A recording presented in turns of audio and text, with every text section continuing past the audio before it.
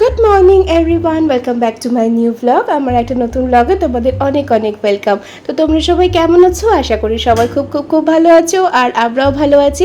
আজকে যাব হচ্ছে গিয়ে বাড়িতে, মানে যাদবপুরে। সেই জন্য সকালবেলা ঘুম থেকে উঠেই খুব তাড়াতাড়ি ফ্রেশ হয়ে স্নান করে একদম রেডি, পুজোও দিয়ে দিয়েছি।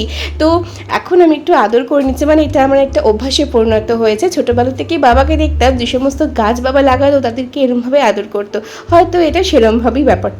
তো এই যে আমি আমার ভগবানকে আজকে ফুল দিয়ে এরকমভাবেই সাজিয়েছি, দেখো কেমন লাগছে বলো কিন্তু কমেন্টের মাধ্যমে।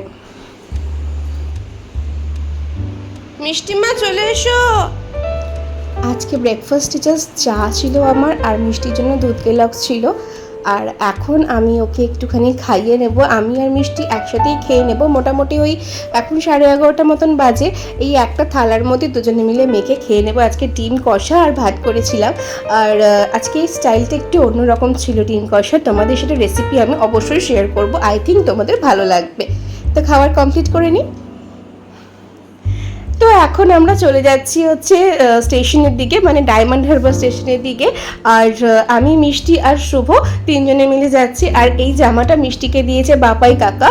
তো জামাটা খুব সুন্দর ফিট হয়েছে বাবাই কাকা, থ্যাঙ্কস আ লট মনি।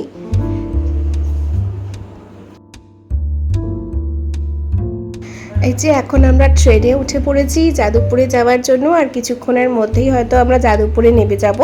আর একটু পরেই তো মানে বৃষ্টি মনে হচ্ছে নামবে, চাই না। এই দেখো বলতে বলতে ডায়মন্ড হারবার স্টেশন থেকেই বৃষ্টি পাওয়া শুরু হয়ে গেছে।